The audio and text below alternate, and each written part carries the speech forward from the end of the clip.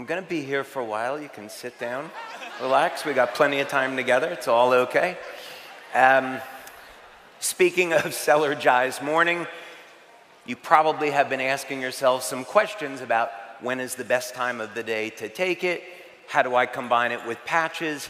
How do I take all of that information that was presented yesterday and combine this into a daily program or schedule so I have a system that I can use for producing predictable results? So that's what we're going to be talking about now, is about designing a schedule.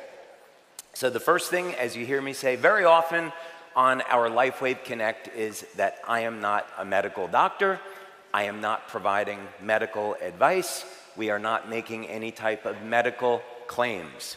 So if we're all okay and good with that, what I would recommend that you do, if you find something here that is of interest, take this to a practitioner so you can customize this and design it into a program that will suit your particular needs, since everyone is going to be different. So some of the objectives that we have in this daily program is, first, we want to spend the minimum amount of time to produce the best results. Everyone's time is very valuable. We're valuable with time that we need to spend with our families, at our business, so we may not have a lot of extra time to put into a health program. So we want to look at strategies so we're not in a gym 2 hours a day, for example. You're welcome. Make sure that you have your foundation in place. So if you don't have a healthy diet, if you're not exercising, if you're not hydrating, don't expect to get the best outcome or the best results. This is a holistic program, and we need to think about this in its entirety. So getting your healthy nutrition, and that can mean a variety of different things, which we'll discuss. Having a daily program of exercise, even if it's something at a minimum. Making sure you're managing stress, getting proper sleep, drinking enough water during the day, not using stimulants to the point where it's degrading your body, supplementing to fill in the gaps, and of course using technology like the patches to take things to another level. Now, the program that we're going to look at is a sample only. So for example, if one of your outcomes that you desire is to be a professional or Olympic athlete or be a bodybuilder, this is not going to be the program for you. This is a program that is designed for health and longevity. So keep that in mind. Also, if you have a specific medical condition, this might not be the program for you. So there are countless ways of changing this sample. This is just to give you an idea of a direction that you can go in. But there's many different variations. So you may come across a technology like an infrared sauna. And you say, well, I want to use infrared sauna once or twice a week for detoxification. You can obviously build that in to an overall program. And speaking of that, I haven't attempted to include any number of other therapies that you might want to try. So, for example, one of the technologies and therapies you hear me talk about regularly is ozone therapy. Getting IV ozone therapy, hyperbaric oxygen as a means to supporting an overall program of treating a variety of different diseases. We haven't included any of those things. Okay, so first thing is you want to start off your day with the correct mindset. And part of that is meditation or prayer. Now, there are clinical studies that show, and I have one here as an example, that prayer is shown to not only improve your mood, but also reduce stress. So, When I wake up in the morning and I wake up next to my beautiful wife, the first thing that I do is tell her how grateful I am that I have the opportunity to wake up next to her each morning. So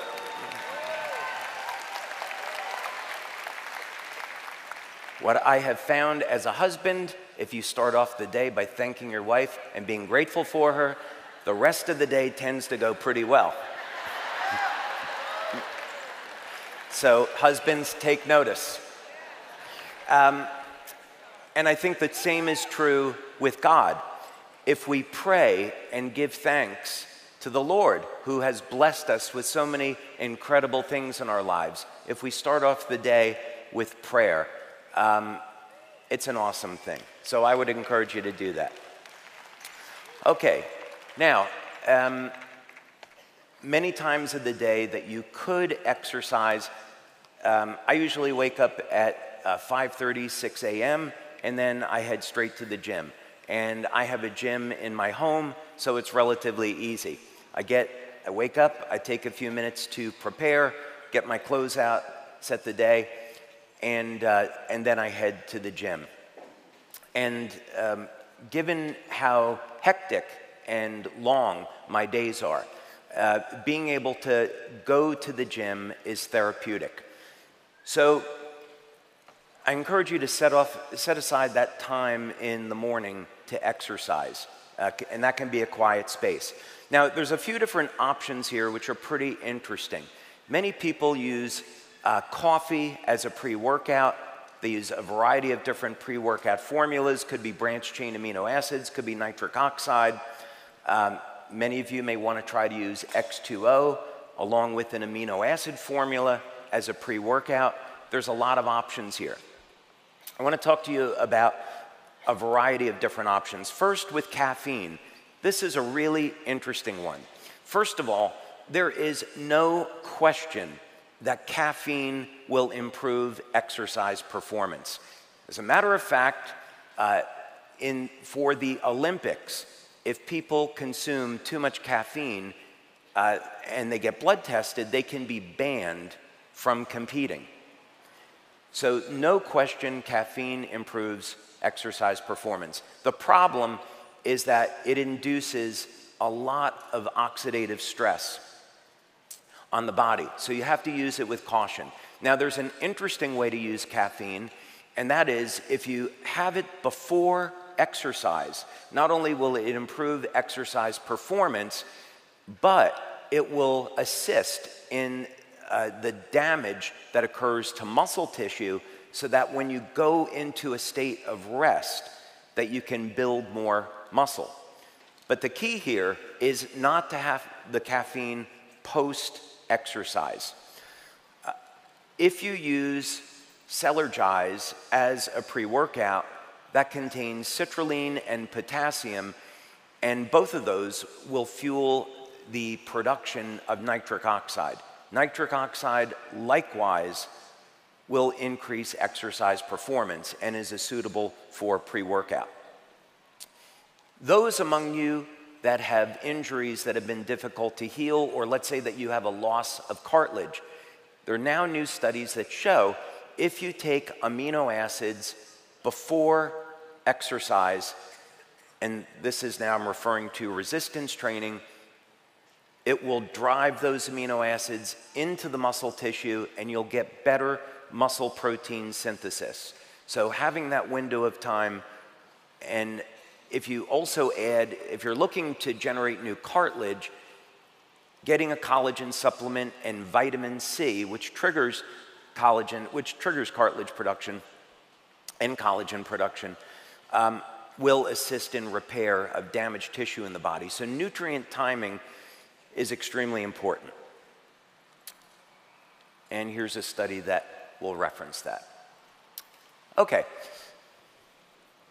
Now, when you get to your resistance training or your cardio, you have a number of interesting options here. And you don't have to be in the gym 6 days a week to get the best results. What's interesting is that Steve and Gina love that idea. And you know what's extraordinary about that is Steve is a world champion athlete. And Steve loves to train and be in the gym. So, but I know you appreciate time and efficiency. So you don't have to be in the gym 5 or 6 days a week. As a matter of fact, if you speak with exercise scientists, you speak with professional bodybuilders, which we've worked with a lot of Olympic professional athletes, bodybuilders over the years. And interestingly enough, many of them say that the biggest breakthrough in bodybuilding was when people went to only exercising one muscle 1 day per week. And there's a variety of ways of doing that. And that's because if you're applying a lot of pressure to the muscle, you're also creating damage to the tendon. So your muscles will recover within a period of about 2 or 3 days, but your tendons need more time to recover, 5 to 7 days. So if you're doing the work, you can actually recover. You only have to exercise a specific muscle group once per week, if the resistance is there. So these are very, very powerful tools. So a potential strategy that you could employ is to do your resistance training twice a week. So you break down the muscle groups into pushing and pulling groups, for example. And you do your resistance training twice a week and your cardio twice a week. So lest you think that this isn't going to do anything, let's look at an interesting approach here. Now, this would be a technique, a strategy that you could use if you hadn't exercised in a very long period of time. Time does not permit us to have a discussion on how to incorporate various strategies of volume into exercise, meaning multiple sets, multiple repetitions, what is the right range. All depends on the outcome. Again, if you're looking just to be in shape, that's one type of exercise. If you're looking to go to the extreme and be a professional athlete or bodybuilder, totally different strategy. So let's say you're an average American who doesn't really like to exercise, doesn't get into the gym. This is not Renita Brannon.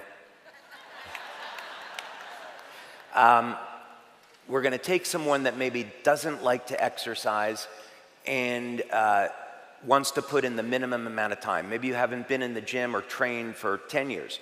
There's a technique called static contraction training, and it allows you to exercise 1 day a week for about 5 minutes, 10 if you consider a warm-up, and get fantastic results starting off.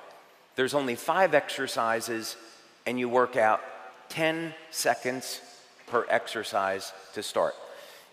I have this equipment in my home because we're doing a clinical study on it. So your entire workout is 50 seconds. You sit on the equipment, you do something like a bench press, apply 10 seconds of maximum pressure in your strongest range. Then you get off, you reset the machine, and you go to the next exercise. 50 seconds total, once per week. And these are the type of results that people get. We're doing a study on this with X39 to see how far we can really push this. I'll give you an example for myself, and again, keep in mind, I'm 62. Just this past month, on this machine at maximum contraction, I bench pressed 331 pounds, and about 3 weeks ago, I had a maximum belted squat of 480 pounds. So when you can put this amount of pressure on your muscle, very short period of time can induce a stimulus. Now, I'm also doing other exercise. As I did this for a few months, got incredible results, and then started to add additional exercise and volume to take it up even more. Now, we are also working with a scientist at a university that discovered this revolutionary method of performing cardiovascular exercise, cardio, where you have a 3-minute warm-up, you sprint as fast as you can for 20 seconds, then you go through another period of rest, and then you sprint again for 20 seconds. 40 seconds of exercise twice per week. Now, this piece of equipment is called a Carroll bike. This is called a rehit method. And you can do this on a treadmill. So if you do this on a treadmill, what you do is you walk very slowly for a period of 3 minutes. Then you set the treadmill at the steepest incline possible. You set it at the fastest setting that you can run. And again, if you're just starting off, I recommend that you go slowly, work with your doctor so you don't get injured, but you sprint as fast as you can on that incline for 20 seconds, rest for 3 minutes, and then repeat. You can also obviously do this on an exercise bike. The advantage of this specific bike is that everything is automated and it keeps track of your result. But incredibly, this method of training, 8 weeks of it, shows that your cardiovascular health improves, and that 80 seconds of exercise is equivalent to 90 minutes of steady state cardio. So this is an incredibly efficient way of training. I've been doing this now, and the change is absolutely remarkable. I love it. So that's all you do. Okay. Now, an example of how you might structure this is Mondays, you do your resistance training. Tuesdays, you can do your cardio, all 10 minutes of it, or 40 seconds, depending on how you look at it. Take a day off, do your resistance training again, and then another cardio session. That's just an example. Okay. Now you can do your post-workout. So if you're fasting, then you would just have X2O and Celergize as an example, or you could use branched-chain amino acids, but you want to keep the calories to around 30 calories or so if you're going into a fasted state and you're not going to eat until, let's say, 11 a.m. But you should at least hydrate, take your electrolytes after training, and these are some options. Okay, so for patches, we have a number of options about what you might use in the morning. A very good protocol today is X39 on the back of the neck, X49 below the belly button. You can use a third patch if you wished, and then a set of energy and patches if you wish to use that as well. But a basic system of X39, X49 works great. If you're suffering in pain, you would obviously want to use Ice Wave. If you're going for appetite control, SP6, glutathione, carnosine. Glutathione if you're looking for detoxification, carnosine for additional athletic performance. So you tune these and use these all depending on what outcome it is that you're looking for. But again, the basics work very well. Okay, and then you head to work, presumably, let's say at 8 a.m., and you get started. Interestingly, Richard Branson has attributed exercising in the morning as one of his keys to success at working long hours and getting a lot of things done. Now, if you have coffee post-exercise, I'd recommend decaf, and especially if you are in a fasted state, decaf coffee is an excellent tool for blunting hunger. So you can think about it that way, black coffee. But again, I don't recommend using a lot of caffeine. And again, caffeine post-exercise, there's some literature that shows that it may interfere with anabolic metabolism. You could say that the jury is out with this. So I'll let you decide. But in any case, too much caffeine is going to impair your objective of longevity. So let's say that you're going to have your first meal at 11 a.m. You want to start with a good way to structure a meal is to first look at the amount of protein that you need, and we want to have enough protein to support not only muscle protein synthesis, but support of hormones and also tissue repair. So an example is about 1 gram of protein per pound of body weight as a general target. Could be a little bit less or more than that. And then also some healthy fats. Good examples of healthy fat would be extra virgin olive oil, as we discussed yesterday. So how do we calculate all of this? If we were to look at a woman, let's say, that weighed about 120 pounds, that would be 120 grams per day of protein, and depending on whether or not you're a man or a woman would depend upon how many meals per day that you would break that across. Keep in mind, there is a relationship between levels of growth hormone and levels of insulin. So there may be some of you here today that are interested in burning fat, right? Okay, just testing, make sure you guys are awake. I know I'm going very quickly because we have a short period of time. So consider this. When we're eating, we're triggering release of insulin. And the purpose of insulin is to store calories as fat. When we're in a fasted state, when we're not eating, that's when we're going to trigger our body's levels of growth hormone. And what does growth hormone do? It triggers the metabolism of fat for conversion over into energy. So the longer that we're in a fasted state, the longer that we increase our growth hormone and are burning fat for fuel, the more often that we eat, the more often that we're staying in a state where we're triggering insulin and storing calories as fat, and we're not metabolizing fat for energy. So there is some logic here. If you speak with athletes, well, they'll say, well, eating twice per day and getting your daily protein and healthy fats into those 2 meals is better than spreading your meals across 4, 5, 6 times per day because of that very phenomena. So that's something to consider.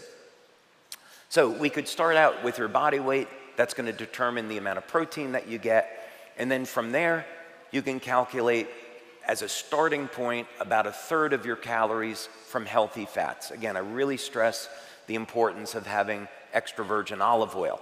Now, the balance of this is going to be in carbohydrates, and carbohydrates are completely unnecessary. You don't need carbohydrates as for survival. Your body can be completely driven off of proteins and fats. So with that extra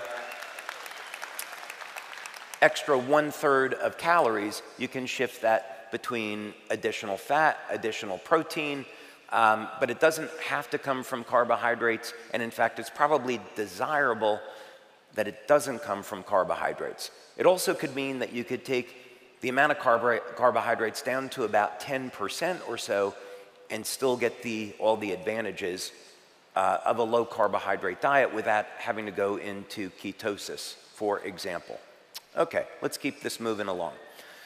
And we covered this a little bit yesterday about extra virgin olive oil, so I'm not going to spend a lot of time on that now, but there's too many reasons to list as to why you should be consuming this each day, and maybe someday, I don't know, I'm not making any promises, maybe there will be a light infused olive oil. We'll see. But keep in mind, many people resort to using drugs like Ozempic for weight loss, and you have to balance this out between the negatives of being overweight. But keep in mind that olive oil is effective at triggering GLP-1. So you can actually get the benefits of something that activates GLP-1 without having to go to Ozempic. Now, in terms of overall life extension, when we're looking at nutrients to supplement with, one thing that's interesting is plain old vitamin B3, niacin. Niacin, of course, has many different forms. You could be taking a regular niacin, niacinamide, the inositol-based form of niacin. But the important thing is that this will contribute to formation of NAD, and NAD, of course, resets two of the sirtuin genes to a more healthy state. You could spread out your meals over 3 times, taking a healthy snack in the afternoon, and then dinner. Again, I'd strongly encourage eating early so it doesn't interfere with the quality of your sleep, and having that be focused on protein and healthy fats. About 8 p.m., you would remove your daytime patches, and this would be a time around 9 p.m. or so to have your Celergize PM. And we discussed the formula yesterday, so we won't get into that now. You can apply the evening patches now, and you have a variety of different options. So obvious choices would be Silent Nights, Eon, Alavida. Eon is an excellent choice because it reduces stress on the nervous system. If you have any inflammation in the body, Eon helps to manage that inflammation. On a long speaking day like this, I'll put the Eon patch on my throat in the evening, so this morning I'm all fresh and ready to go, and lots of opportunities for different patch placements. Glutathione I would not recommend as an evening patch because it causes detoxification and you may end up with a headache in the morning. So just be aware of that. If you're going to use glutathione at night, make sure that you're properly hydrated. Carnosine, because carnosine is stored in the brain. Some of you that use the carnosine patch in the evening, you may find that you're mentally alert the whole night, or it gives you very intense dreams. Some of you may want those intense dreams. That's up to you. So that's something to consider. And then let's say that you were going to get to sleep about 11 o'clock or so. Make sure that you're taking the time to think about the environment that you're creating for your sleep. So make sure that you're not getting any excessive light into the room. Don't use cell phones, tablets about an hour or so before going to sleep. There's been some studies that have shown if you keep your feet warm, it improves circulation and improves the quality of sleep. So there's a number of these different biohacks that you can do to improve the quality of your sleep. Then just 2 interesting notes on some research that we're doing on what we've learned from lobsters. Interestingly enough, lobsters have a diet that's very rich in clams, and clams is the highest food source of vitamin B12. And why is that important? It's because B12, methylcobalamin, is a methylation factor and is responsible for controlling gene expression. So we're looking at using B12 in a new and novel way to reset genes to a more youthful state. And we're learning this from lobsters. And then astaxanthin. Astaxanthin is also found in lobsters, and interestingly enough, I don't have time to get into it today, but the clinical studies on astaxanthin show that it's responsible for repairing and protecting DNA. And what we found through our studies is that if you take the numerical data in the story of the tree of life, it points to the exact wavelengths that are found in astaxanthin that are responsible for repairing DNA. So in other words, the tree of life predicts what happens in lobsters with astaxanthin that prevents the lobsters from aging. I think I said that right. Okay, so that's a very interesting supplement. Okay, so that's a lot of information. Sorry to hit you with it so quickly, but we do need to keep some things moving along.